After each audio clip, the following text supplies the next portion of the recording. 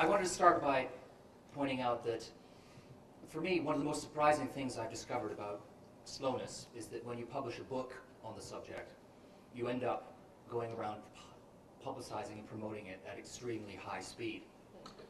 So I spent the last month zooming from city to city, studio to studio, interview to interview, serving up the book in bite-sized chunks. And of course, everyone nowadays seems to want to slow down, but they want to slow down really quickly. So it's, I want to be slow by 3:15 today because I've got tons to do this evening. And a couple of weeks ago, I got a call from a British editor of a women's magazine, and she said to me, "Carl, I need 6 quick tips for women to slow down this summer." And the problem is that we've got a technical hitch to printers, so the deadline's been moved forward. So you've got about 20 minutes, so I need them really fast. And I waited for her to laugh, wryly, but she didn't. And that's amusing, I suppose, in a way, but it's also not surprising, is it? Because we live now in a culture addicted to speed, obsessed with doing everything faster, with cramming more and more into less and less time.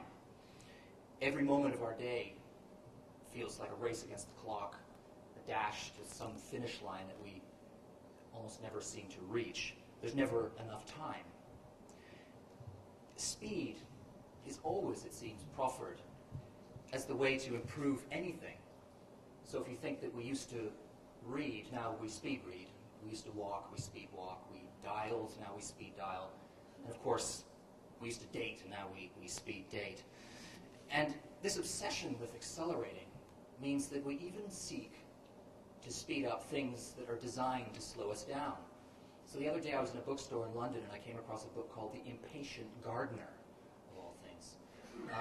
And you can imagine the tips in the book, all sorts of tricks for how to speed up Mother Nature in your backyard. So it's, how to make your roses bloom on demand, or just-in-time composting.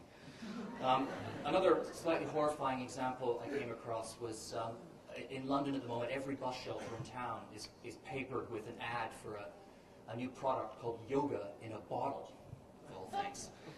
So you can forget about working on your asanas or slowing down in the lotus position. You just reach for a little bottle and take a couple of drops of who knows what. And again, I suppose it's not surprising that this is the way things are. We live now in a world predicated on that famous phrase from Carrie Fisher, the American actress, who said very tellingly that